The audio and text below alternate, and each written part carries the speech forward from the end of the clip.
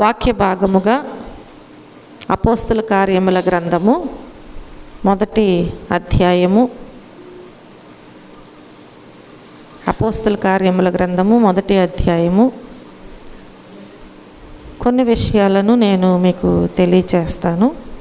ఈ మొదటి అధ్యాయములో మొదటి నుంచి 11 వచనాలను మనం జ్ఞాపకం చేసుకుంటే ఇక్కడ కొన్ని విషయాలు మనకు బయలుపరచబడుచు ఉంటాయి.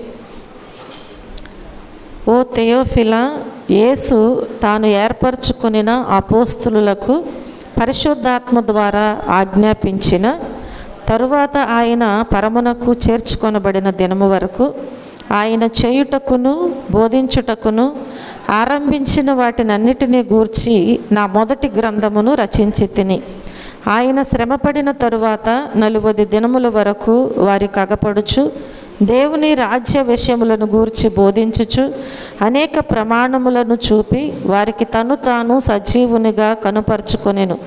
ఆయన వారిని కలుసుకొని ఎలాగూ ఆజ్ఞాపించెను, మీరు యెరూషలేము నుండి వెళ్ళక నా వలన వినిన తండ్రి యొక్క వాగ్దానము కొరకు కనిపెట్టుడి. యోహాను నీళ్లతో బాప్తిస్మము ఇచ్చెను గాని కొద్ది దినములలోగా మీరు పరిశుద్ధాత్మలో బాప్తిస్మము పొందెదరనెను.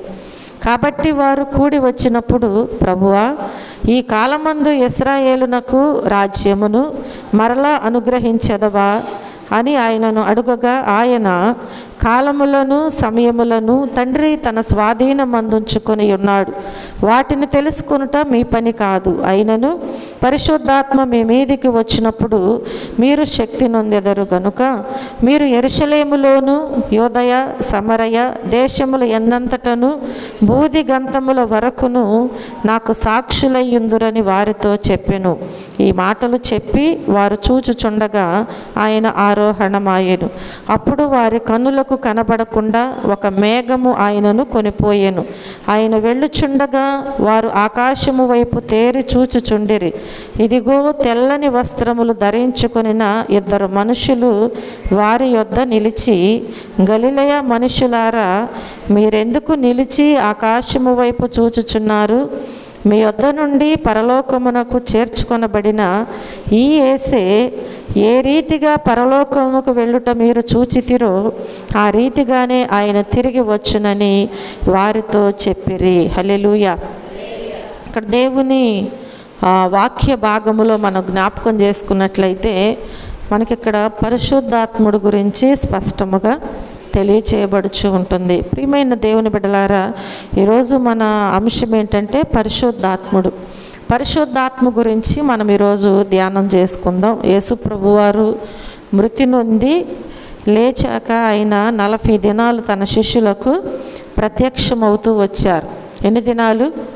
ఆయన మృతి పొంది తిరిగి లేచిన తరువాత 40 దినాలు ఆయన ప్రత్యక్షమవుతూ వచ్చారు. వారంతా ఆయనతో ఒక కొండపై సమావేశమయ్యారు. వారందరూ కూడా ఏం చేశారు? ఆయనతో ఒక కొండపై సమావేశమయ్యారు. ఈ సమావేశమైనప్పుడు వారి కన్నుల ఎదుట యేసు ప్రభు వారు చూస్తూ ఉండగానే పరలోకానికి ఆరోహణమైనట్లుగా మనం ఇక్కడ వాక్యంలో చూస్తూ ఉంటున్నాం. వారందరూ చూస్తూ ఉండగానే యేసు ప్రభు వారు పరలోకానికి ఆరోహణమయ్యారు. వెళ్ళే ముందు యేసు ప్రభు వారు తన విశ్వాసులకు ఒక విశేషమైనటువంటి ఆశ్చర్యమైన వాగ్దానం ఇక్కడ అనుగ్రహించారు. అది ఏంటి అంటే దేవుని వాక్యములో మనం చూస్తాం కదా. యోహాను సువార్త 14వ అధ్యాయములో మనం జ్ఞాపకం చేసుకుంటే 16వ వచనం నుంచి 18వ వచనం వరకు మనం చూస్తే దేవుని వాక్యము ఈ రీతిగా తెలియచేయబడుచున్నది. నేను తండ్రిని వేడుకొందును, మీ యొద్ద ఎల్లప్పుడూ నుండుటకై ఆయన వేరొక ఆదరణకర్తను అనగా సత్యస్వరూపియగు ఆత్మను మీకు అనుగ్రహించును. అయితే నేను మీతో చెప్పుచున్నాను. ఏమని సెలవిస్తున్నారు అంటే, నేను మీతో సత్యము చెప్పుచున్నాను అంటున్నారు. ఏమని సెలవిస్తున్నారు? నేను మీతో సత్యము చెప్పుచున్నాను అంటున్నారు. నేను వెళ్ళిపోవటం వలన మీకేం కలుగుతుంది అంటున్నారు? ప్రయోజనము కలుగుతుంది. నేను వెళ్ళుట వలన మీకు ప్రయోజనకరము. ఒకవేళ నేను వెళ్ళకపోతే ఆదరణకర్త మీ యొద్దకు రాడు అని తెలియజేయబడుచున్నది. అక్కడ 16వ అధ్యాయములో ఈ విషయాలు మనకి తెలియజేయబడతాయి. 5వ వచనంలో చూస్తే, ఇప్పుడు నన్ను పంపిన వాని యొద్దకు వెళ్ళుచున్నాను, నీవు ఎక్కడికి వెళ్ళుచున్నావని మీలో ఎవడను నన్ను. దేవుడు ఇప్పుడు ఎక్కడికి వెళ్ళుచున్నారంట? ఇప్పుడు నన్ను పంపిన వాని యొద్దకు వెళ్ళుచున్నాను అంటున్నారు. 7వ వచనములో చూస్తే, అయితే నేను మీతో సత్యము చెప్పుచున్నాను, నేను వెళ్ళిపోవుట వలన మీకు ప్రయోజనకరము. నేను వెళ్ళుట వలన మీకు, ఒకవేళ వెళ్ళకపోతే నేను వెళ్ళని ఎడల ఆదరణకర్త మీ యొద్దకు రాడు, నేను వెళ్ళిన ఎడల ఆయనను మీ యొద్దకు పంపిస్తాను అంటున్నారు. నేను వెళ్ళకపోతేనేమో ఆయన మీ యొద్దకు రారు, ఒకవేళ నేను వెళితే ఆయన మీ యొద్దకు నేను పంపిస్తాను. హల్లెలూయా. కాబట్టి ప్రియమైన దేవుని బిడ్డలారా, ఇక్కడ దేవుని వాక్య భాగములో మనం జ్ఞాపకం చేసుకుంటే, యేసు ప్రభు వారు 40 దినాలు ఆయన లేచి 40 దినాలు అందరికీ అగుపరచబడుచు ఆయన తిరిగి ఆరోహణమయ్యేటప్పుడు మన గురించి ఆయన ఆలోచన చేస్తూ ఏమంటున్నారు అంటే, నేను వెళ్ళిపోవుట వలన మీకు ప్రయోజనకరము, ఒకవేళ నేను వెళ్ళని ఎడల ఆదరణకర్త మీ యొద్దకు. అంటే ఇప్పుడు దేవుడు మనకు ఎవరిని పంపిస్తున్నారు? ఆదరణకర్తను మనకు పంపిస్తున్నారు. హల్లెలూయా.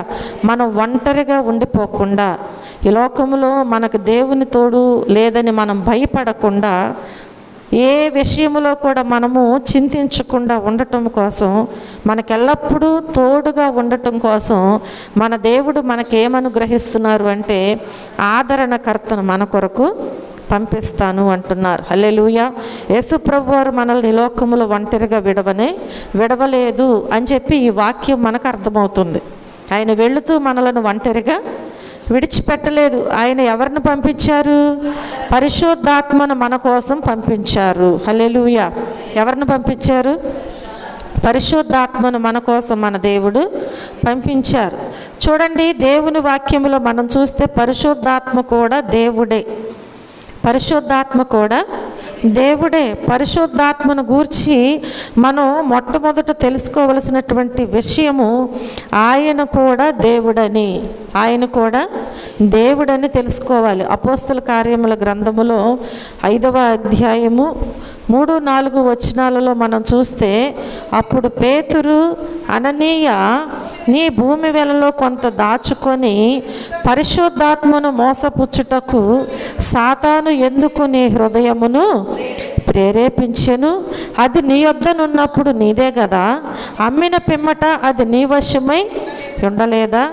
ఎందుకు ఈ సంగతి నీ హృదయములో ఉద్దేశించుకున్నావు? నీవు మనుష్యులతో కాదు దేవునితోనే అబద్ధమాడితివని వానితో చెప్పాను. ఇక్కడ దేవుని వాక్యము ఏమని సెలవిస్తుంది? పేతురు ఏమని మాట్లాడుచున్నారు? అననీయతో, నీ భూమి వెలలో కొంత దాచుకొని పరిశుద్ధాత్మను మోసపుచ్చుటకు సాతాను ఎందుకు నీ హృదయమును ప్రేరేపించెను? ఎవరిని మోసం చేస్తున్నారంట? ఎవరిని? పరిశుద్ధాత్మని. అంటే ఇప్పుడు పరిశుద్ధాత్ముడు చూస్తున్నారా లేదా? చూస్తున్నారు. పరిశుద్ధాత్మ కూడా దేవుడే అని మనం జ్ఞాపకం చేసుకోవాలి. అందుకని నీవు మనుషులతో కాదు దేవునితోనే అబద్ధమాడుతావని వానితో చెప్పాను. పరిశుద్ధాత్మను మోసపరిచావని చెప్పారు, దేవునితోనే అబద్ధమాడావు అంటే ఇప్పుడు ఇక్కడ పరిశుద్ధాత్ముడు ఎవరై ఉన్నారు? దేవుడై ఉన్నారని చెప్పి మనం జ్ఞాపకం చేసుకోవాలి. ప్రియమైన దేవుని బిడ్డలారా, ఈ రాత్రికాల సమయంలో అననీయ విషయంలో మనందరికీ తెలిసిన విషయమే. చాలాసార్లు మనం అనుకుంటాం కదా, ఎవరు చూస్తున్నారులే అని మనం అనుకుంటాం. కానీ మన ప్రభువు వెళుతూ ఎవరిని అప్పగించి వెళ్ళారు? పరిశుద్ధాత్మ దేవుడిని మన కోసం ఈ లోకంలో మనకు అప్పగించి వెళ్ళారు. ఈ పరిశుద్ధాత్మ దేవుడు మనం ఏం చేస్తున్నది కూడా ఆయన చూస్తున్నారని ఇక్కడ అర్థమవుతుంది. ఒకవేళ అపవాది నిన్ను ఏ విషయంలోనైనా ప్రేరేపిస్తే, నువ్వు ఏదైనా దేవునికి వ్యతిరేకమైన పని చేసినప్పుడు నువ్వు పరిశుద్ధాత్మను మోసపుచ్చుచున్నావని నువ్వు తెలుసుకోవాలి. కాబట్టి దేవుడు నన్ను చూస్తున్నాడు అని గ్రహించినట్లయితే దేవుని ఎదుటకు వచ్చి నేనేం చేయలేదని నువ్వు అబద్ధం ఆడనే ఆడవు. దాచుకున్నది ఒక తప్పు అయితే అబద్ధం ఆడటము మరొక తప్పు. కాబట్టి ప్రియమైన దేవుని బిడ్డలారా, అక్కడ మనం దేని గురించి మాట్లాడుకుంటున్నాము అంటే పరిశుద్ధాత్మ దేవుని గురించి మనము మాట్లాడుకుంటున్నాం. కనుక దేవుని వాక్యములో కొరింథీయులకు రాసిన 2వ పత్రిక 3వ అధ్యాయము 17వ వచనములో చూస్తే ప్రభువే ఆత్మ, ప్రభు యొక్క ఆత్మ ఎక్కడ నుండునో అక్కడ స్వాతంత్రము నుండును అని సెలవిస్తుంది. ఆత్మ ఎవరై ఉన్నారు? ప్రభువే ఆత్మై ఉన్నారు. ప్రభు యొక్క ఆత్మ ఎక్కడ ఉంటుందో అక్కడేముంటుందంట? స్వాతంత్రము కూడా ఉంటుందంట. హల్లెలూయా. దేవుని ఆత్మతో నింపబడినటువంటి నీవు స్వతంత్రులుగా జీవించాలి, కానీ భయపడుతూ జీవించటానికి వీల్లేదు. భయం ఎప్పుడు వస్తుంది మనకి? చెప్పాలి. ఎప్పుడు భయపడతాం మనం? ఏదైనా ఒక తప్పు చేసినప్పుడు, దొంగతనం చేసినప్పుడు కదా. ఈ లోకంలో మనము వారి ఎదుట నిలవబడాలంటే భయపడతాం. కాబట్టి ఆ భయము లేకుండా ఉండాలి అంటే, దేవుడిచ్చిన స్వాతంత్ర్యమును మనము పొందుకోవాలి అంటే ప్రభు యొక్క ఆత్మ మనల్ని చూస్తుందని జాగ్రత్తగా మనము జీవించాలి. హల్లెలూయా, హల్లెలూయా. మానవాళికి తనను తండ్రిగా, అలాగే కుమారునిగా, అలాగే పరిశుద్ధాత్మునిగా వెల్లడించుకోవడానికే దేవుడు కోరుకున్నాడు. ఆయన తండ్రిగా, కుమారునిగా, పరిశుద్ధాత్మునిగా వెల్లడించుకోవడానికి దేవుడు కోరుకున్నట్లుగా మనం చూస్తున్నాం. ఇవి ముగ్గురు వ్యక్తుల వైఖరులు అయినప్పటికీ కూడా ఆ ముగ్గురు కూడా ఒక్కరే అని మనం జ్ఞాపకం చేసుకోవాలి. ముగ్గురు కూడా ఒక్కరై ఉన్నారు. తండ్రి, కుమార, పరిశుద్ధాత్మ నామములో ఒక్కరుగానే మనము సేవించాలి, కానీ వారి ముగ్గురిని మనం వేరుపరచడానికి వీల్లేదు అని దేవుని వాక్యం సెలవిస్తుంది. హల్లెలూయా, హల్లెలూయా. మొట్టమొదటిగా మనం చూస్తే పరిశుద్ధాత్మ దేవుడే అని మనం దేవుని వాక్యములో చూసి ఉన్నాం. పరిశుద్ధాత్మ కూడా ఒక దేవుడే అని మనం చూస్తున్నాం. రెండవదిగా చూస్తే పరిశుద్ధాత్మ ఒక వరమై ఉన్నదే అని మనం జ్ఞాపకం చేసుకోవాలి. పరిశుద్ధాత్మ ఏమై ఉన్నది? వరమై ఉన్నది. ప్రతి విశ్వాసికి దేవుడు అనుగ్రహించేటువంటి బహుమానం అన్నమాట పరిశుద్ధాత్మ అంటే. ప్రతి విశ్వాసికి కూడా దేవుడు అనుగ్రహించేటువంటి బహుమానమై ఉన్నది ఈ పరిశుద్ధాత్మ. ఒక వ్యక్తి యేసు ప్రభువుని విశ్వసించి ఆయన అనుగ్రహించేటువంటి రక్షణను పొందినప్పుడు ఆయన జీవితాన్ని, అంటే ఆత్మీయ జీవితాన్ని పెంపొందించుకోవడానికి ఆ విశ్వాసులో ఎవరు జీవిస్తారు అంటే పరిశుద్ధాత్ముడు జీవిస్తూ ఉంటారు. ఆ విశ్వాసులు ఎవరు జీవిస్తారు? పరిశుద్ధాత్ముడు జీవిస్తారు అని మనం తప్పకుండా జ్ఞాపకం చేసుకోవాలి. చూడండి, అపోస్తల కార్యముల గ్రంథము 2వ అధ్యాయము 38, 39 వచనాల్లో మనం చూస్తే, పేతురు, మీరు మారు మనసు పొంది పాపక్షమాపణ నిమిత్తము ప్రతివాడు యేసుక్రీస్తు నామమున బాప్తిస్మము పొందుడి. ఏం చేయాలంట? పేతురు మాట్లాడుచున్నారు. ఇక్కడ ఏమని మాట్లాడుచున్నారు? మీరు మారు మనసు పొంది పాప క్షమాపణ నిమిత్తము ప్రతివాడు కూడా ఏం చేయాలంట? యేసుక్రీస్తు నామమున బాప్తిస్మము పొందుడి, అప్పుడు మీరు పరిశుద్ధాత్మ అను వరము పొందుదురు. హల్లెలూయా. ఎప్పుడు పొందుకుంటారంట పరిశుద్ధాత్మ అనే వరాన్ని? పరిశుద్ధాత్మ దేవుడు, పరిశుద్ధాత్మ ఒక వరమై ఉన్నారు.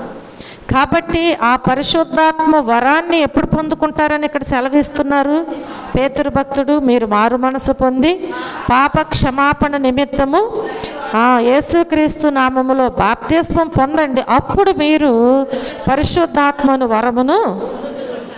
ఈ వాగ్దానము మీకును పిల్లలకును దూరస్తులందరికీ కూడా, ఈ వాగ్దానము మీకును మీ పిల్లలకును దూరస్తులందరికీ, అనగా ప్రభువైన మన దేవుడు తన యొద్దకు పిలిచిన వారికి అందరికీ చెందునని చెప్పి వారితో చెప్పెను. హల్లెలూయా, హల్లెలూయా. కనుక ప్రియమైన దేవుని బిడ్డలారా, ఈ రాత్రికాల సమయంలో దేవుని వాక్యమును వింటున్నటువంటి మనము పరిశుద్ధాత్మ ఒక వరం అని చెప్పి మనం ఏం చేయాలి? గ్రహించాలి. పరిశుద్ధాత్మ ఒక వరం అని చెప్పి మనము గ్రహించాలి. యోహాను సువార్తలో 7వ అధ్యాయము 37వ వచనములో మనం చూస్తే, యోహాను సువార్త 7వ అధ్యాయము 37వ వచనం నుంచి 39వ వచనం వరకు, ఆ పండుగలో మహాదినమైన అంత్యదినమున యేసు నిలిచి, ఎవడైనను దప్పిగొనిన ఎడల నా యొద్దకు వచ్చి దప్పి తీర్చుకొనవలెను. నా యందు విశ్వాసముంచు వాడెవడో లేఖనము చెప్పినట్టు వాని కడుపులో నుండి జీవజల నదులు పారునని బిగ్గరగా చెప్పాను. తన యందు విశ్వాసముంచువారు పొందబోవు ఆత్మను గూర్చి ఆయన ఈ మాట చెప్పెను. యేసు ఇంకను మహిమపరచబడలేదు గనుక ఆత్మ ఇంకను అనుగ్రహింపబడి ఉండలేదు. హల్లెలూయా. తన యందు విశ్వాసముంచువారు పొందబోవు ఆత్మను గూర్చి ఆయన ఈ మాట చెప్పాను. ఎవరు పొందుకుంటారంట? దేవుడిచ్చేటువంటి ఆత్మను ఎవరైతే తన యందు విశ్వాసం ఉంచుతారో వారు యేసుక్రీస్తు నామములో బాప్తిస్మము పొందుకుంటారు. ఎవరైతే పొందుకుంటారో వారికి దేవుడు ఏమిస్తారనమాట? పరిశుద్ధాత్మ అనే వరమును ఇస్తారు అని దేవుని వాక్యం ఇక్కడ మనకి స్పష్టంగా తెలియచేస్తూ ఉంటుంది. హల్లెలూయా, హల్లెలూయా. మొట్టమొదటిగా పరిశుద్ధాత్మ దేవుడు, రెండవది పరిశుద్ధాత్మ వరం అయి ఉన్నది, మూడవదిగా చూస్తే పరిశుద్ధాత్మ పని అయి ఉన్నది. పరిశుద్ధాత్మ పని చూడండి, ఒక విశ్వాసి వ్యక్తిగత జీవితంలో స్వయంగా విశ్వాసికి పరిచర్య చేయడానికి పరిశుద్ధాత్మ వచ్చి విశ్వాసులో ఏం చేస్తాడంటే నివసిస్తూ ఉంటాడు. ఒక విశ్వాసి ఒకవేళ పరిచర్య చేయాలని ఆశపడినప్పుడు ఆ పరిచర్య చేయడానికి ఈ పరిశుద్ధాత్ముడు వచ్చి ఏం చేస్తారంటే ఆ విశ్వాసిలో నివసిస్తూ ఉంటాడు. దేవుని వాక్యములో మనం చూస్తే దేవునితో మనకు గల సంబంధానికి సాక్ష్యమిస్తూ ఉంటాడు పరిశుద్ధాత్మ దేవుడు. మన గురించి దేవుడే పరిశుద్ధాత్ముడు ఏం చేస్తాడనమాట? దేవునికి మనకు ఉన్నటువంటి సంబంధము గూర్చి సాక్ష్యం ఇస్తూ ఉంటాడు. హల్లెలూయా. రెండు విషయాలు మనం చూస్తూ ఉంటున్నాం. పరిశుద్ధాత్మ పని అంటే విశ్వాసి వ్యక్తిగత జీవితంలో ఉంటాడు, అంటే తను చేసే పరిచర్యలో పాలి భాగస్తుడు, అంటే వారిలో నివసించి వారితో దేవుని పని చేపిస్తూ ఉంటారు. రెండవదిగా మనం చూస్తే దేవునితో వారికి ఉన్నటువంటి సంబంధమును గూర్చి సాక్ష్యం ఇస్తూ ఉంటారు. అంటే పరిశుద్ధాత్ముడు చేసే పని అన్నమాట. పరిశుద్ధాత్ముడు చేసే పని దేవుని వాక్యములు చూస్తే రోమీయులకు రాసిన పత్రిక 8వ అధ్యాయము, రోమీయులకు రాసిన పత్రిక 8వ అధ్యాయం 16వ వచనములో చూస్తే, మనము దేవుని పిల్లలమని ఆత్మ తానే మన ఆత్మతో కూడా సాక్ష్యమిచ్చుచున్నాడు. హల్లెలూయా. మనము దేవుని పిల్లలమని ఆత్మ ఏం చేస్తుందంట?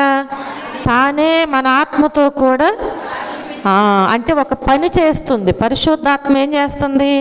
పని చేస్తుంది. ఏంటి ఆ పని? మనం గూర్చి సాక్ష్యం ఇస్తూ ఉంటుంది. దేవునితో మనకున్నటువంటి సంబంధమును గూర్చి పరిశుద్ధాత్మ దేవుడు ఏం చేస్తున్నారు అంటే సాక్ష్యం ఇస్తూ ఉంటున్నారు. హల్లెలూయా. చూడండి, యోహాను రాసినటువంటి మొదటి పత్రికలో దేవుని వాక్యం తెలియజేయబడుచున్నది కదా. 3వ అధ్యాయము 24వ వచనములో,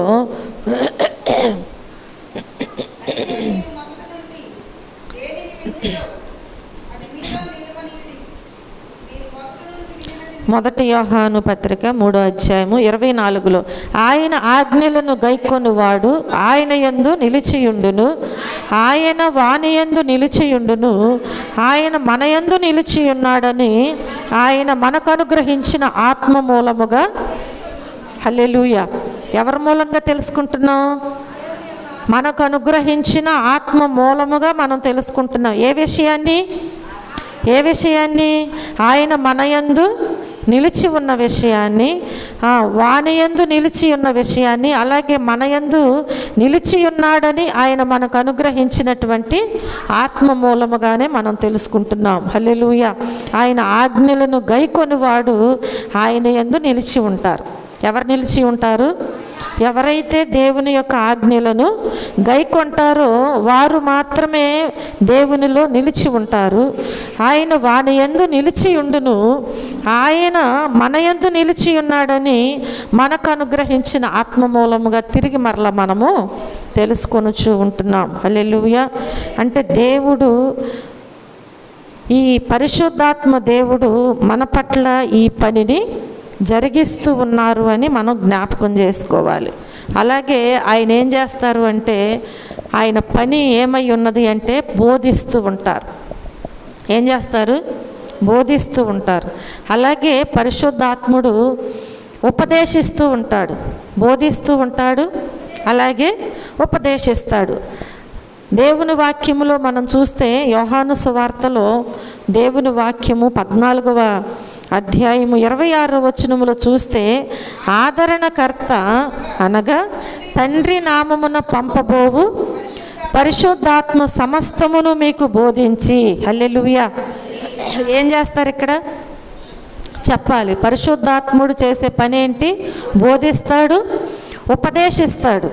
కాబట్టి ఇక్కడ వాక్యములో అంటున్నారు కదా, ఆదరణకర్త అనగా తండ్రి నా నామమున పంపబోవు పరిశుద్ధాత్మ సమస్తమును మీకు బోధిస్తుంది. పరిశుద్ధాత్మ ఏం చేస్తుందన్నమాట? మనకు సమస్తమును బోధించి నేను మీతో చెప్పిన సంగతులన్నిటినీ మీకు ఉపదేశిస్తూ ఉంటుంది, జ్ఞాపకము చేస్తూ ఉంటుంది. హల్లెలూయా, హల్లెలూయా. మొదటగా ఏం చేస్తారు అంటే ఆయన పని బోధిస్తూ ఉంటారు, అలాగే ఉపదేశిస్తూ ఉంటారు, అలాగే మనం చూస్తే నడిపిస్తాడు కూడా. పరిశుద్ధాత్ముడు ఏం చేస్తాడు? బోధిస్తాడు, ఉపదేశిస్తాడు, అలాగే నడిపిస్తారు. వాక్యములో చూస్తే రోమీలకు రాసిన పత్రిక 8వ అధ్యాయము 14వ వచనములో చూస్తే, దేవుని ఆత్మచేత ఎందరూ నడిపింపబడుదురో వారందరూ దేవుని కుమారులయ్యుందురు. హల్లెలూయా. ఎవరైతే దేవుని వాక్యం అంటుంది కదా, దేవుని ఆత్మచేత ఎందరూ నడిపింపబడతారో, దేవుని ఆత్మచేత ఎవరైతే నడిపించబడతారో వారందరూ కూడా ఎవరి కుమారులై ఉన్నారు? దేవుని కుమారులై ఉన్నారు. హల్లెలూయా. అంటే ఇప్పుడు పరిశుద్ధాత్ముడు ఏం చేస్తున్నారు? నడిపిస్తున్నాడు. దేవుని కుమారులుగా మనము పిలువబడటానికి ఆయన మనల్ని నడిపిస్తున్నారు. దేవుని ఆత్మ మనలో నివసించినప్పుడు ఆ ఆత్మ మనల్ని ఏం చేస్తుంది? ఆయన పిల్లలుగా చేస్తుంది.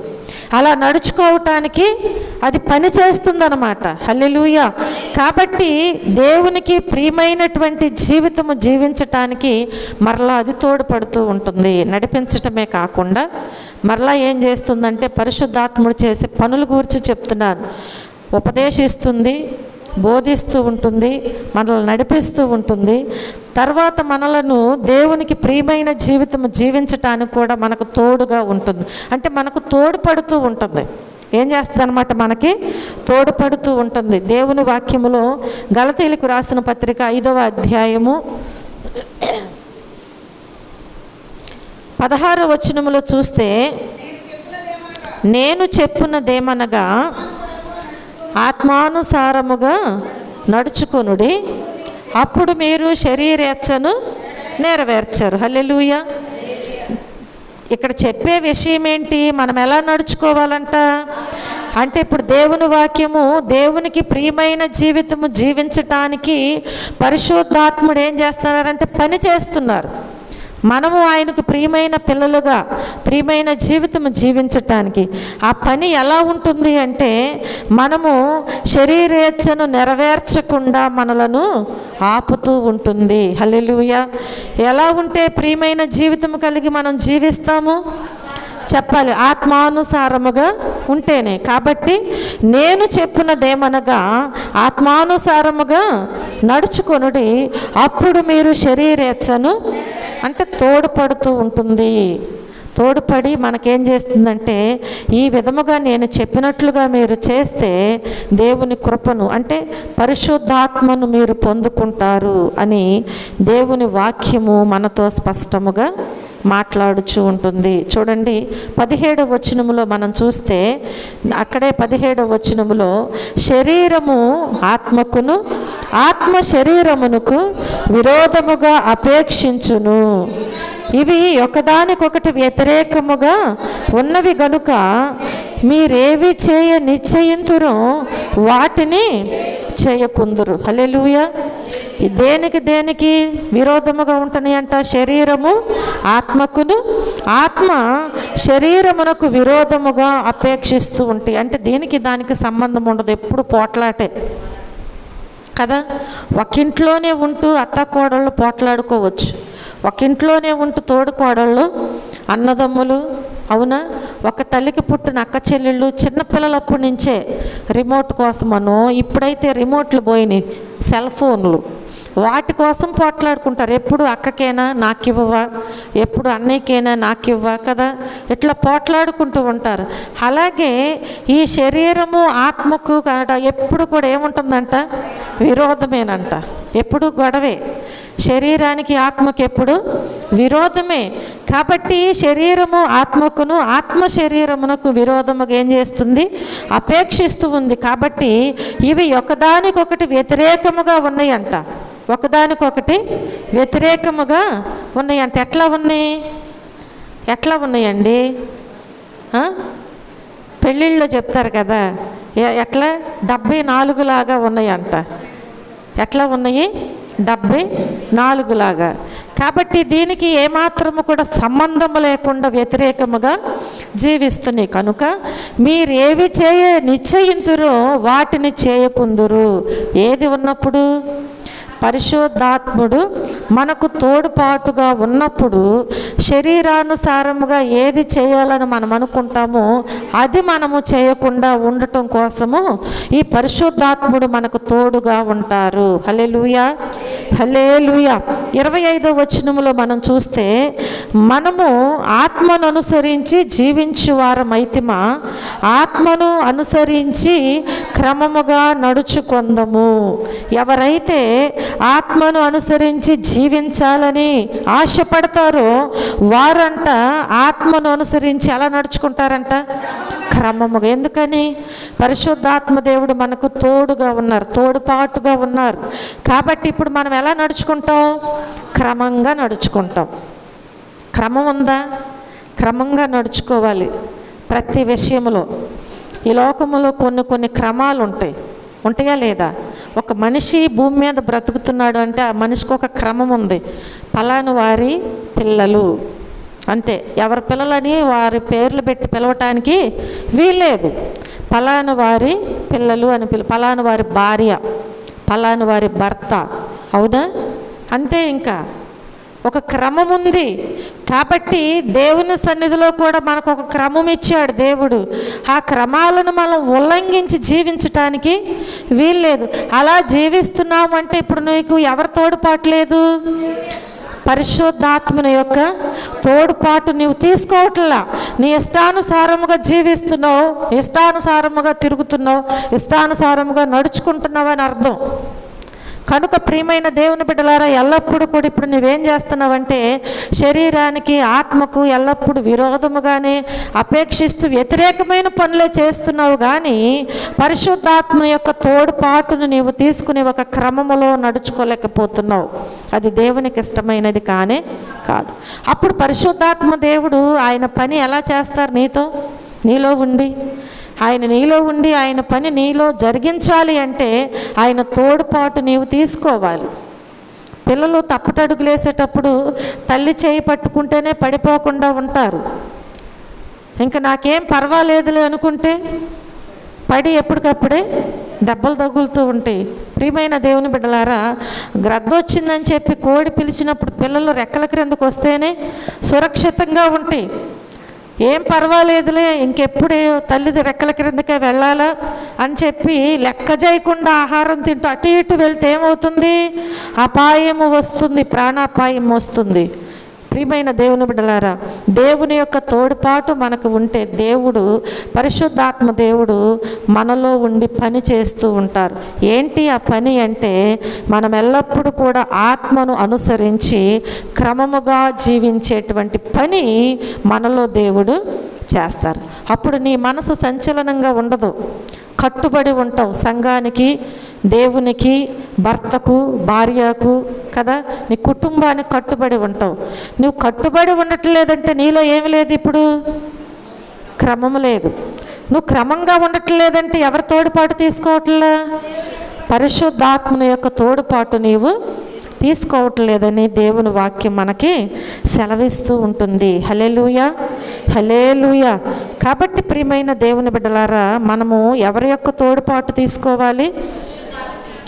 దేవునికి ప్రియమైన జీవితం జీవించటానికి మనకు తోడ్పడుతూ ఉంటారు. చూడండి, ఆయన ప్రార్థనలో తోడ్పడుతూ ఉంటారు. పరిశుద్ధాత్మ దేవుడు ప్రార్థనలో తోడ్పడుతూ ఉంటారు. రోమీలకు రాసిన పత్రిక 8వ అధ్యాయము 26వ వచనములో మనం చూస్తే, అటువలే ఆత్మయు మన బలహీనతను చూచి సహాయము చేయుచున్నాడు. ఎలయనగా మనము యుక్తముగా ఎలాగూ ప్రార్థన చేయవలెనో మనకు తెలియదు, కానీ ఉచ్చరింప శక్యము కాని మూలుగులతో ఆ ఆత్మ తానే మన పక్షముగా విజ్ఞాపనము చేయుచున్నారు. హల్లెలూయా, హల్లెలూయా. మనకు రాదంట అసలు. ఉచ్చరింప శక్యము కాని మూలుగులతో ఆ ఆత్మ తానే ఏం చేస్తుందంట? మన పక్షముగా విజ్ఞాపన. ఎంత కృపండి! నాకు ప్రార్థన చేయటం రాదని బాధపడబాకండి. కానీ ఎవరి తోడుంటే జరుగుద్ది ఇదంతా? ప్రార్థనలో కూడా తోడుపాటుగా ఉంటారు పరిశుద్ధాత్మ దేవుడు. అవునా? ఆయన నీలో ఉండి పని చేయాలి అంటే నువ్వేం చేయాలి? ఇప్పుడు పరిశుద్ధాత్మ దేవుడు నీలో నివసించాలి. నీలో నివసిస్తేనే నీ విషయంలో పని చేస్తాడు. అవునా కాదా? చెప్పాలి.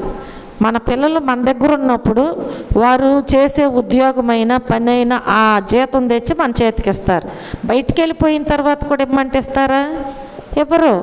ఎవరిది వారే. ఇంకా కాబట్టి ప్రియమైన దేవుని బిడ్డలారా, పరిశుద్ధాత్మ దేవుడు నీలో ఉన్నప్పుడు నీ కోసం పని చేస్తారు. ఆయన నాకు అవసరం లేదని ప్రక్కకు నెట్టేస్తే ఇంక నీ కోసం ఎందుకు పని చేస్తారు? ఆయన పని ఏమై ఉన్నది? ఇక్కడ ఏమై ఉన్నదండి? అటువలే ఆత్మయు మన బలహీనతను చూసి సహాయము చేయుచున్నాడంట. మనం బలహీనులమని ఎరిగి మన కోసం ఏం చేస్తున్నాడు? సహాయము. ఆ పని దేవుడు మనకు చేస్తున్నారు. అంటే మన ప్రార్థనలో కూడా పరిశుద్ధాత్మ దేవుడు తోడ్పడుతూ ఉన్నారు. మన బలహీనతను చూసి సహాయం చేస్తున్నారు. ఏ సహాయము? ఎలయనగా మన యుక్తముగా ఎలాగూ ప్రార్థన చేయవలనో మనకు తెలియదంట. యుక్తముగా ప్రార్థన చేయటం మనకు తెలియదు కాబట్టి ఇప్పుడు దేవుడు ఏం చేస్తాడంట? ఉచ్చరింప శక్యము కాని మూలుగులతో ఆ ఆత్మ తానే మన పక్షముగా ఉండి విజ్ఞాపనము చేస్తూ ఉంటారు. హల్లెలూయా, హల్లెలూయా. మన కోసం ఎవరన్నా పని చేయాలి అంటే మనం ఈ లోకములో జీతం ఇవ్వాలి, కూలి ఇవ్వాలి. అవునా? ఊరికే వచ్చి పని చేస్తారు ఎవరన్నా? ఎవరు చేయరు. మన కోసం ఈ లోకంలో పని చేయాలంటే మనం ధనాన్ని హెచ్చించాల్సి వస్తుంది. చూడండి, పరిశుద్ధాత్మ దేవుడు నిన్ను ధనాన్ని కోరుకోవట్లేదు నీ వద్ద నుంచి. నేను నీ కోసం ప్రార్థన చేయాలంటే దీనికింత అని వెలకట్టట్లేదు. మనము పరిశుద్ధాత్మ దేవుణ్ణి విశ్వసించి మనలోనికి చేర్చుకుంటే చాలంట. మనలో నివసించినట్లుగా మనం యోగ్యులుగా ఉంటే చాలు. ఆయన మన కోసం ఏం చేస్తారంట? ప్రార్థనలో కూడా తోడ్పాటుగా ఉండి పని చేస్తూ ఉంటారంట. ఉచ్చరింప శక్యము కానీ మూలుగులతో మన పక్షముగా ఏం చేస్తారంటే విజ్ఞాపనము చేయించు ఉంటారు. హల్లెలూయా. అలాగే మనం చూస్తే మన శరీరాలకు జీవమిస్తాడు. ఆయన ఏం చేస్తారు? మన శరీరాలకు జీవమిస్తారు. చూడండి, రోమీలకు రాసిన పత్రిక 8వ అధ్యాయము 11వ వచనములో చూస్తే, మృతులలో నుండి యేసును లేపిన వాని ఆత్మ మీలో నివసించిన ఎడల మృతులలో నుండి క్రీస్తు యేసును లేపిన వాడు చావునకు లోనైన మీ శరీరములను కూడా మీలో నివసించుచున్న తన ఆత్మ ద్వారా జీవింప చేయును. ఇప్పుడు దేవుడు, పరిశుద్ధాత్మ దేవుడు మనకు ఏ పని చేస్తారంట? మన శరీరాలను ఏమిస్తాడు? మన శరీరాలకు జీవమిస్తాడంట. మన శరీరాలకు జీవమిస్తారు. ఎవరైనా మృతులలో నుండి యేసును లేపిన వాని ఆత్మ యేసుక్రీస్తును లేపిన వాని యొక్క ఆత్మ మీలో నివసించిన ఎడల మృతులలో నుండి క్రీస్తును యేసును లేపినటువంటి వారు చావునైనకు లోనైనటువంటి మీ శరీరాలను కూడా ఏం చేస్తాడంట? మీలో నివసించుచున్న తన ఆత్మ ద్వారాగానే మన శరీరాలను కూడా, ఇది దేనికి లోనయ్యింది? చావునకు లోనయ్యింది. చావునకు లోనైన మీ శరీరాలను కూడా మీలో నివసించుచున్న తన ఆత్మ ద్వారా జీవింప చేయను. అంటే మన శరీరాలకు జీవమిస్తాడు. మన శరీరాలకు ఏమిస్తాడనమాట? జీవమిస్తారు అని తెలియచేయబడుచున్నది. చూడండి ప్రియమైన దేవుని బిడ్డలారా, మనం చూస్తే పరిచర్య కొరకు విశ్వాసిలో నివసిస్తూ ఉంటాడు. పరిచర్య కొరకు విశ్వాసిలో నివసిస్తూ ఉంటాడు. విశ్వాసిలో నివసించటానికి దేవుడు తన పరిశుద్ధాత్మను ఇచ్చాడు. ఒక విశ్వాసలో నివసించటానికి దేవుడు ఏమిచ్చారు? పరిశుద్ధాత్మను ఇచ్చాడు. ఎలానే ఈ లోకంలో దేవుణ్ణి మహిమపరిచి ఆయన్ను సేవించడానికి శక్తిమంతుడయ్యేలా విశ్వాసిని పరిశుద్ధాత్మతో నింపాలని, బాప్తిస్మం ఇవ్వాలని కూడా దేవుడు కోరుకుంటూ ఉంటున్నారు. ప్రతి ఒక్క విశ్వాసకి కూడా దేవుడు ఆ విశ్వాసలో నివసించటానికి దేవుడు ఏం కోరుకుంటున్నారు?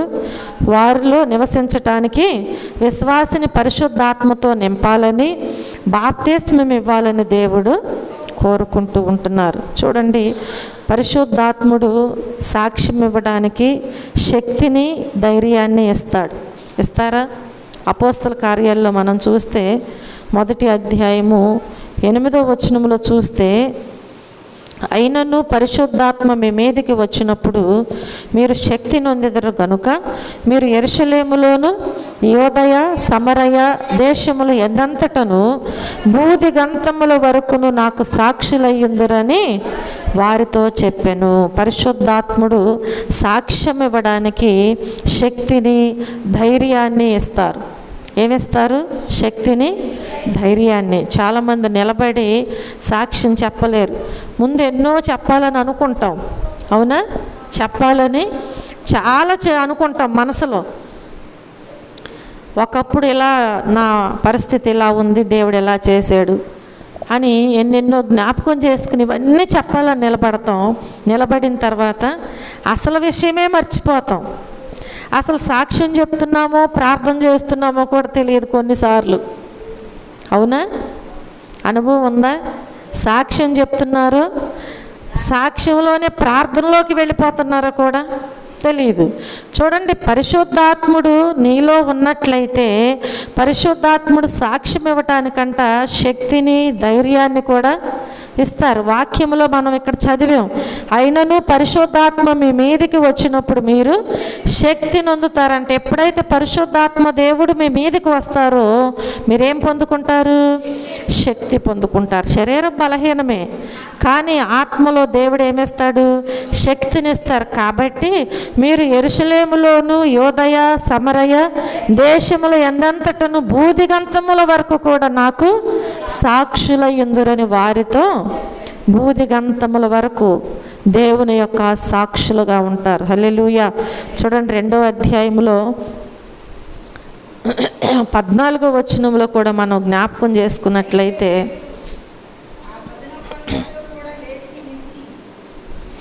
చదవమ్మా. బిగ్గరగా వారితో ఎట్లను, అయితే పేతురు ఆ 11 కూడా లేచి నిలిచి బిగ్గరగా వారితో ఎట్లనెను, యోదయ మనుషులారా, యెరూషలేములో కాపురమున్న సమస్త జనులారా, ఇది మీకు తెలియనుగాక, చెవియొగ్గి నా మాటలు వినుడి అంటున్నారు. చూడండి, ఈయనకి ఏమైనా జ్ఞానముందా? చెప్పాలి. విద్య లేని పామరులు. కానీ ఈయన ఎలా చెప్తున్నారంట? బిగ్గరగా వారితో మాట్లాడుచు ఉన్నారంట. బిగ్గరగా వారితో మాట్లాడుచున్నారు. చెవియొగ్గి నా మాటలు వినండి అంటున్నారు. 40వ వచనంలో చూస్తే, ఇంకనూ అనేక విధములైన మాటలతో సాక్ష్యమిచ్చి మీరు మూర్ఖులకు ఈ తరము వారికి వేరే రక్షణ పొందుడని వారిని హెచ్చరించెను. ఇంకా అనేక విధములైన మాటలతో. చూడండి ప్రియమైన దేవుని బిడ్డలారా, మనం జ్ఞాపకం చేసుకుంటే ఈ రీతిగా అనేకమైన విషయాలు తెలియచేయటానికి ఎవరు తోడ్పాటుగా ఉన్నారు? చెప్పాలి. పరిశుద్ధాత్మ దేవుడు సాక్ష్యం ఇవ్వటానికి ఆయన శక్తిని, ధైర్యాన్ని ఇచ్చారు. ఈ ధైర్యము, ఎంత ధైర్యంగా నిలబడి మాట్లాడుతున్నారేంటి, వీళ్ళు విద్య లేని పామరులు కదా, ఇంత ధైర్యం వీళ్ళకి ఎక్కడి నుంచి వచ్చింది అనుకుంటున్నారంట. అక్కడ ఉండి వినేవారందరూ కూడా ఏమనుకుంటున్నారు, ఇంత ధైర్యం వీళ్ళకి ఎక్కడి నుంచి వచ్చింది. చూడండి, ఆశ్చర్యమే, అంతా కూడా ఆశ్చర్యమే. ఇది ఎవరిస్తారు? పరిశుద్ధాత్మ దేవుడే అనుగ్రహిస్తూ ఉంటారు. కనుక ఆయన దివ్య శక్తులను ప్రదానం చేస్తూ ఉంటాడు. ఆయనకున్నటువంటి దివ్యమైన శక్తులను ప్రదానం చేస్తూ ఉంటాడు. వాక్యములో చూడండి, కొరింథీయులకు రాసిన మొదటి పత్రిక 12వ అధ్యాయము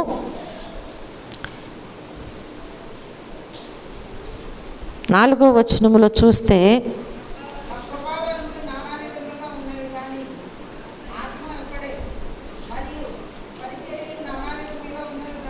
కృపావరములు ఎలా ఉన్నాయంట? నానా విధములుగా ఉన్నవి కానీ ఆత్మ ఒక్కరే ఉన్నారు. హల్లెలూయా! ఆత్మ ఒక్కరే ఉన్నారు. అలాగే ఇంకా దేవుని వాక్యములో మనం చూస్తే 8వ వచనం నుంచి చూస్తే, ఎలాగనగా ఒకనికి ఆత్మ మూలముగా బుద్ధి వాక్యమును, మరి ఒకనికి ఆ ఆత్మను అనుసరించిన జ్ఞానవాక్యమును, మరి ఒకనికి ఆ ఆత్మ వలననే విశ్వాసమును, మరి ఒకనికి ఆ ఒక్క ఆత్మ వలననే స్వస్థపరచు వరములను, మరి ఒకనికి అద్భుత కార్యములను చేయు శక్తియు, మరి ఒకనికి ప్రవచన వరమును, మరి ఒకనికి ఆత్మల వివేచనయు, మరి ఒకనికి నానావిధ భాషలను, మరి ఒకనికి భాషల అర్థము చెప్పు శక్తియు అనుగ్రహింపబడి ఉన్నవి. హల్లెలూయా! హల్లెలూయా! కృపావరములు నానా విధములుగా ఉన్నవి, కానీ నానా విధములుగా ఉన్నా కానీ ఆత్మ ఒక్కరే ఉన్నారు. ఇన్ని రకాలుగా మనం చదువుకుంటూ వచ్చాం, ఎన్ని రకాలుగా మనము చదువుకుంటూ వచ్చాం. వాటన్నిటి విషయంలో అనుగ్రహించేది ఎవరై ఉన్నారంటే ఒక్కరే ఉన్నారు. ఒక్కరే ఉన్నారు. ఒకనికేమో ఆత్మ మూలముగా బుద్ధివాక్యమును, మరి ఒక్కనికి ఆ ఆత్మను అనుసరించిన జ్ఞానవాక్యమును, ఇలా చాలా విషయాలు ఇక్కడ వ్రాయబడి ఉన్నవి. ఇవన్నీ కూడా కృపావరములు నానా విధములుగా విభజించబడి ఉన్నవి. కానీ వీటన్నిటినీ కూడా అనుగ్రహించింది ఆ ఆత్మ ఒక్కరే అని చెప్పి మనం జ్ఞాపకం చేసుకోవాలి. కొరింథీయులకు రాసిన మొదటి పత్రికలో దేవుని వాక్యం తెలియచేస్తుంది కదా. కొరింథీయులకు రాసిన మొదటి పత్రిక 12వ అధ్యాయము,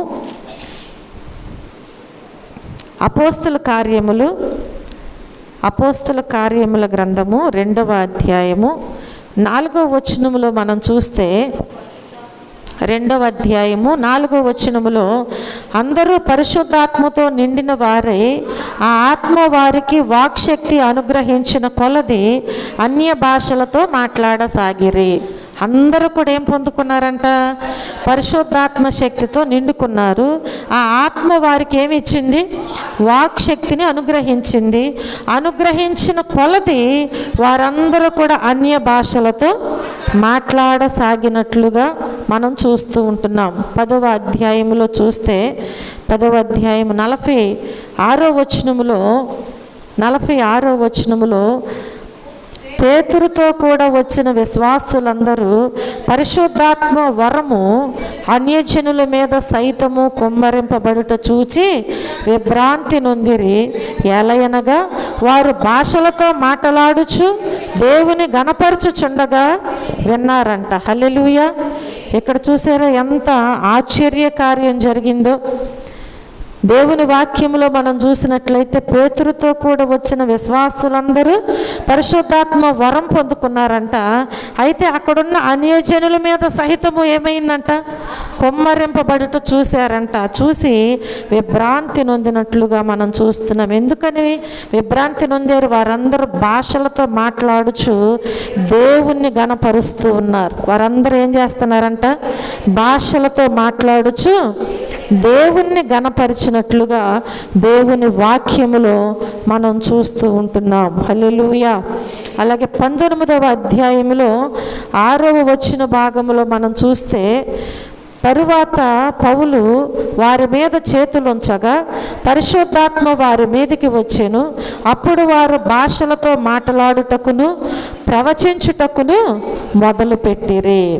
పౌలు వారి మీద చేతులుంచి ప్రార్థించినప్పుడంట పరిశుద్ధాత్మ వారి మీదకి వచ్చి వారందరూ భాషలతో మాట్లాడటము ప్రవచించటము మొదలుపెట్టినట్లుగా మనం దేవుని వాక్యంలో చూస్తూ ఉంటున్నాం. హల్లెలూయా. ఆయన అంటే మన ప్రభు అయిన యేసుక్రీస్తు వారు సజీవుడని సాక్ష్యం ఇస్తూ ఉంటాడు పరిశుద్ధాత్మ దేవుడు. మన దేవుడు సజీవుడని సాక్ష్యమిస్తూ ఉంటారు. అపోస్తల కార్యముల గ్రంథములోనే 5వ అధ్యాయము 30 నుంచి 32వ వచనం వరకు చూస్తే, 5వ అధ్యాయములో చదువం. మీరు మ్రానున వ్రేలాడవేసి సంహరించిన యేసును మన పితరుల దేవుడు లేపెను.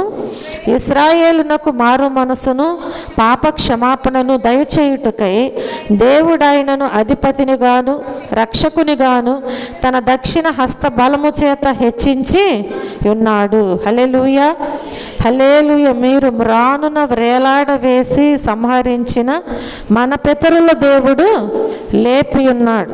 మేమును దేవుడు తనకు విధేయులైన వారికి అనుగ్రహించిన పరిశుద్ధాత్మయు ఈ సంగతులకు సాక్ష్యమై ఉన్నామని అక్కడే 4వ అధ్యాయంలో 31 నుంచి 33 వరకు కూడా వ్రాయబడి ఉంటుంది. ప్రియమైన దేవుని బిడ్డలారా, ఇక్కడ మనం చూస్తే దేవుడు తనకు విధేయులైన వారికి అనుగ్రహించిన పరిశుద్ధాత్మ ఈ సంగతుల గురించి సాక్ష్యం ఇచ్చినట్లుగా మనం చూస్తున్నాం.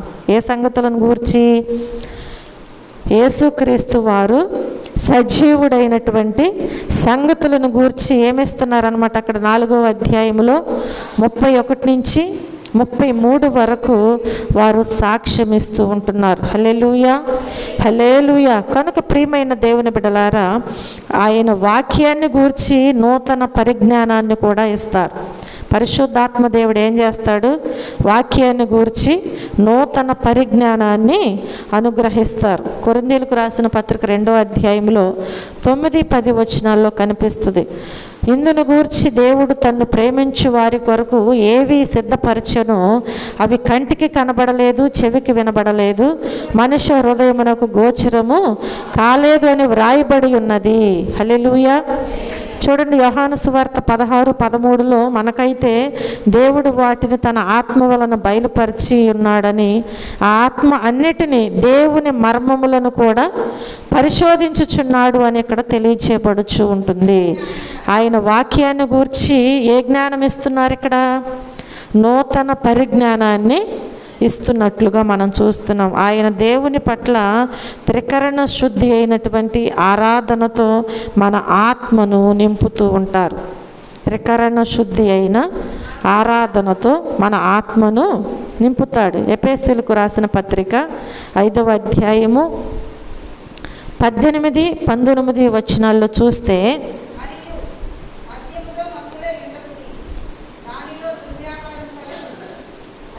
అయితే ఆత్మపూర్ణులై ఉండుడి, ఒకరినొకడు కీర్తనలతోనూ సంగీతములతోనూ ఆత్మ సంబంధమైన పాటలతోనూ హెచ్చరించుచు మీ హృదయములలో ప్రభువును గూర్చి పాడుచు ఏం చేయాలంట? కీర్తించుచు ఉండాలంట. హల్లెలూయా. ఆత్మపూర్ణులై ఉండాలంట. అందరం కూడా ఎలా ఉండాలి?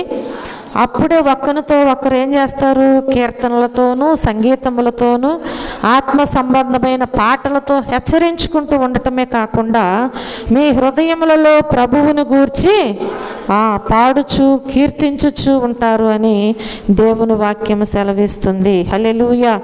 మన ప్రభువైన యేసుని పరిశుద్ధాత్మ దేవుడు మహిమపరుస్తూ ఉంటాడు. మన ప్రభువైన యేసుక్రీస్తుని పరిశుద్ధాత్మ దేవుడు ఏం చేస్తారు? మహిమపరుస్తారు. చూడండి, వాక్య భాగములో యోహాను సువార్త 16వ అధ్యాయము 13 నుంచి 15 వచనం వరకు చూస్తే, అయితే ఆయన అనగా సత్యస్వరూపి అయిన ఆత్మ వచ్చినప్పుడు మిమ్మును సర్వసత్యములోనికి నడిపించును. ఆయన తనంతట తాను ఏమీ బోధింపక వేటిని వినునో వాటిని బోధించి సంభవింపబోవు సంగతులను మీకు తెలియచేయును. అర్థమవుతుంది కదా? దేవుని వాక్యములో సెలవిస్తుంది. ఆయన వాటిలోనివి తీసుకొని, ఆయన నా వాటిలోనివి తీసుకొని మీకు తెలియజేయును గనుక నన్ను మహిమపరచును. తండ్రికి కలిగినవన్నీ నావి, అందుచేత ఆయన నా వాటిలోనివి తీసుకొని మీకు తెలియజేయునని నేను చెప్పి తిని. ఇప్పుడు మనం చూస్తే ఇట్లా చెప్పటం అనేది చాలా తక్కువైపోతుంది. దేవుని వాక్యములు ఏమని బోధిస్తూ ఉంటుంది? సత్యస్వరూపి అయిన ఆత్మ వచ్చినప్పుడు మిమ్మల్ని సర్వసత్యములోనికి నడిపిస్తుంది. అప్పుడు ఎవరినైతే ఆత్మ సర్వసత్యములోనికి నడిపిస్తుందో వారంట తనంతట తానే ఏమీ బోధించరంట. తనంతట తాను అంటే సొంతంగా కల్పించుకుని ఏమీ బోధించని వేటిని వినునో వాటినే బోధిస్తారు. సంభవింపబోవు సంగతులను మీకు తెలియచేస్తారు. ఎందుకని? అవన్నీ కూడా నా వాటిలోనివి తీసుకుని మీకు తెలియచేయును కనుక నన్ను మహిమపరుస్తూ ఉంటారు. హల్లెలూయా. కనుక దేవుని యొక్క వాక్యములో సత్యస్వరూపి అయిన ఆత్మ వచ్చినప్పుడు ఆ ఆత్మ మిమ్మల్ని ఏం చేస్తుంది? సర్వసత్యములోనికి నడిపిస్తూ జాగ్రత్తగా బోధించటానికి కృప చూపిస్తూ ఉంటుంది. హల్లెలూయా. అలాగే మనం చూసినట్లయితే 15:26లో కూడా తండ్రికి కలిగినవన్నీ నావి, అందుచేత ఆయన నా వాటిలోనివి తీసుకుని ఏం చేస్తారంటే మీకు తెలియజేయనని చెప్పుచూ ఉంటున్నారు. ఇక్కడ 15:26 వచనములో చూస్తే, తండ్రి యొద్ద నుండి మీ యొద్దకు నేను పంపబోవు ఆదరణకర్త అనగా తండ్రి యొద్ద నుండి బయలుదేరు సత్య స్వరూపి అయిన ఆత్మ వచ్చినప్పుడు ఆయన నన్ను గూర్చి సాక్ష్యమిచ్చును. ఆ ఆత్మ ఏం చేస్తానమాట? సాక్ష్యం ఇస్తుంది అని దేవుని వాక్యములో మనకి స్పష్టంగా తెలియచేస్తూ ఉంటుంది. హల్లెలూయా. పరిశుద్ధాత్మను గురించి మనం చాలా విషయాలు విన్నాం. ఇంకా చాలా విషయాలు బైబిల్లో వ్రాయబడి ఉన్నవి.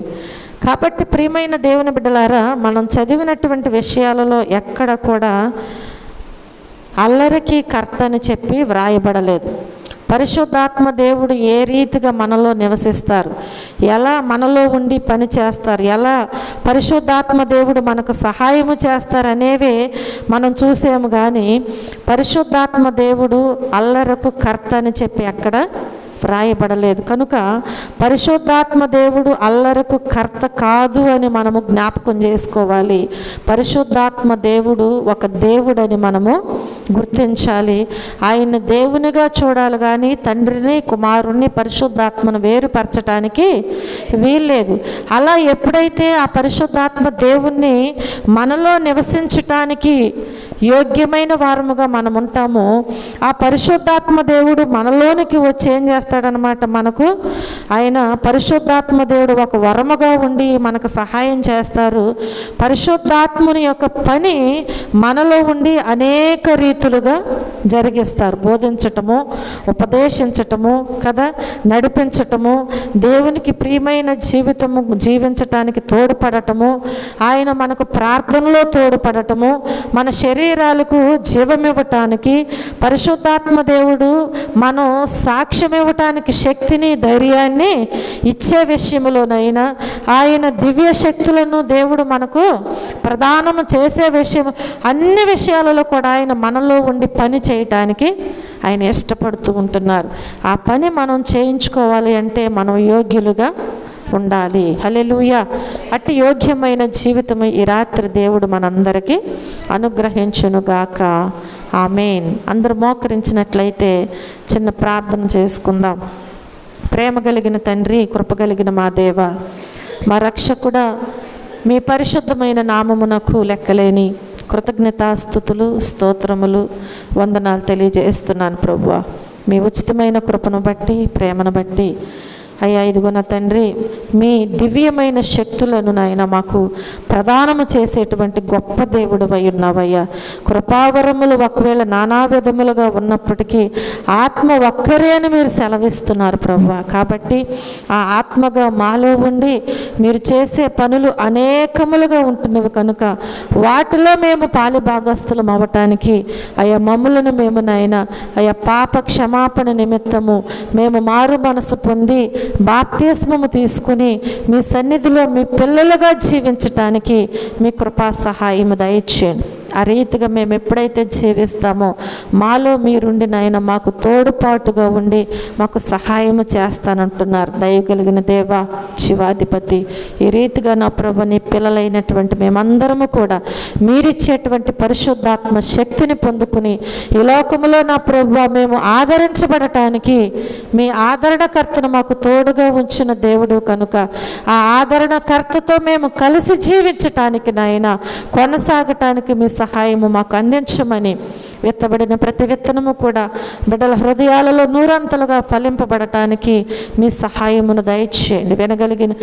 విన్నటువంటి ప్రతి మాటను కూడా విడిచిపెట్టక హృదయములో భద్రపరుచుకుని తిరిగి నెమరు వేసుకునేటువంటి జ్ఞానమును, జ్ఞాపక శక్తిని ప్రతి ఒక్కరికి మీరు అందించమని, ఆ రీతిగా జీవించటానికి మీరు కృప చూపించమని యేసు క్రీస్తు అతి శ్రేష్టమైన నామములో ఈ ప్రార్థన మనవలు అడిగి వేడుకుని పొందుకొని ఉన్నాము మా పరమ తండ్రి.